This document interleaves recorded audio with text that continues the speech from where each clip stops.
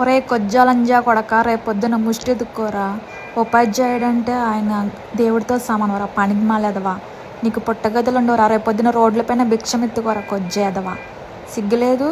ఒక సార్ని కొడతావు చేతులు ఎలాగొచ్చినాయిరా అంత పెద్ద అతను కొట్టడానికి. రేపొద్దున్న చూడు నీ స్థితి ఏమైపోతుందో అడుక్కోవడానికి కూడా పనిచేయవు కొజ్జేదవా.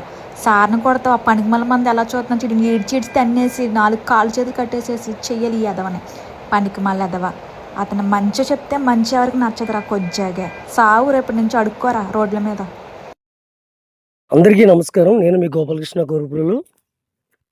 ఇక్కడ వీడియోలో సందర్భం చూస్తూ అలాగే ఒక అమ్మాయి మరి అబ్బాయి విషయంలో ఆ మాస్టర్ గారి విషయంలో మంచి స్పందన అనేది ఇవ్వడం జరిగింది. అయితే అది కొంచెం నాటుగా ఉంది.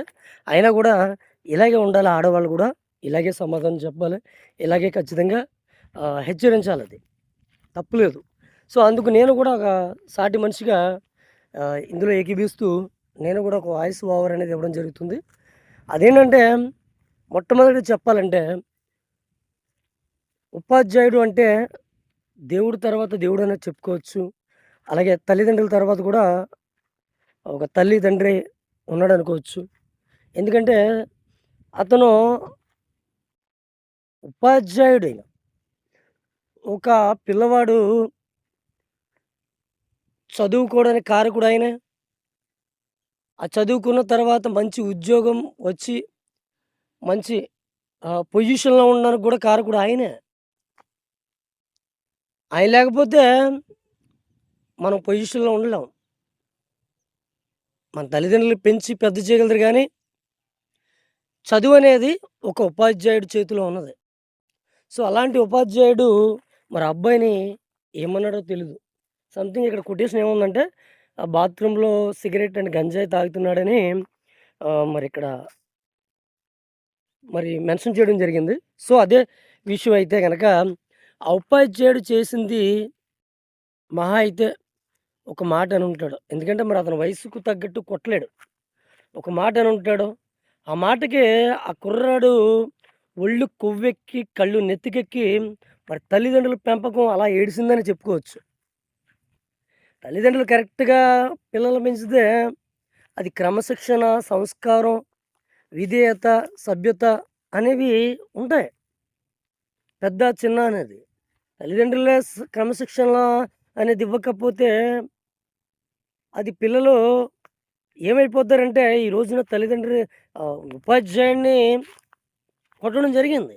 అదే తల్లిదండ్రుల మీద ఇంకా ఏదైనా చేస్తే ఆ తప్పెవరిది? ఆ తల్లిదండ్రులే.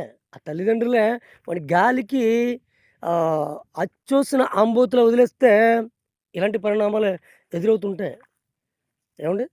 ఉపాధ్యాయుడంటే తల్లిదండ్రుల తర్వాత వాడండి ఆయన. ఉపాధ్యాయుడంటే దేవుడి తర్వాత దేవుడని చెప్పుకోవచ్చండి.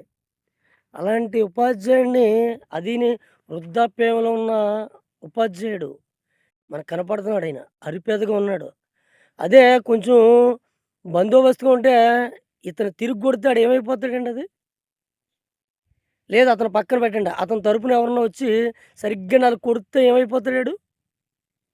కళ్ళు మూసుకుపోయి ఒళ్ళు కొవ్వెక్కి బలిసి ఇలా చదువు చెప్పే ఉపాధ్యాయుల మీద తిరగడం అనేది చాలా తప్పది.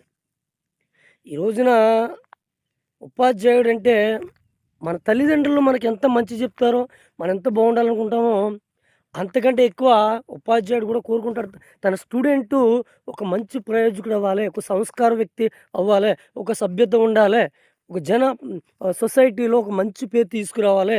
ఆ పేరులో కూడా మా ఉపాధ్యాయుడు మంచి మా మా ఉపాధ్యాయుడు మాకు మంచి విధేయత నేర్పాడు, సంస్కారం నేర్పాడు, మంచి చదువు నేర్పాడనే గౌరవం మాకు ఉండాలని కోరుకుంటాడు.